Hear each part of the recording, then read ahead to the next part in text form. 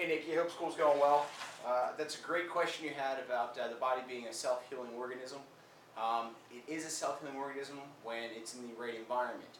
So one of the things I do with most of my patients is I draw a little grid when they first come in. And on this grid, at the top, I'll put down sufficiency. Down here, I'll put deficiency. Over here to the left, I'll put down toxicity. And over here to the right, purity. Alright, so in order for the human body to be a self-healing organism, we have to make the right choices in life. If we provide enough purity and sufficiencies in our lives of things like food, let's say something esoteric like love,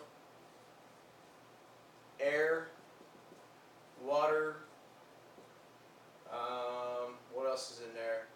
Let's put down what you asked about subluxation. Subluxation falls under the complex of movement and or aberrant movement for that case. So, you know, how you start listening as with a patient is you go through their health lifestyle choices and you start to see someone that maybe smokes cigarettes. You know, obviously that's going to be a toxicity in their lives and it's going to create deficiencies because it's a drainer. It's going to put you down the bottom. So let's say the person's not drinking enough water. So they have purity, they're getting some water in, but they're deficient in it. Let's then say, let's go on to air. Let's say they live in LA, you know. Unfortunately, air in LA is toxic. They're getting air, but it's in the form of toxicity, so it kind of draws them down. Now, where subluxation falls in. So subluxation would be deficiency and toxicity. So whenever a bone or a joint doesn't move to its full end range of motion, the body has to put the stress somewhere else. So whether it's in the disc, the soft tissue, like the ligaments or tendinous system, it goes elsewhere. So subluxation definitely falls down into both this toxicity and deficiency area. So what I try to do with every single one of my patients is, you know, one, definitely checking for the subluxation complex, and clear that subluxation complex out. So maybe we minimize this, you know, with a really good adjustment, we can make it back to being sufficiency and purity of movement. So the tissue that's moving at the time is the right tissue. But then I also talk about quitting smoking.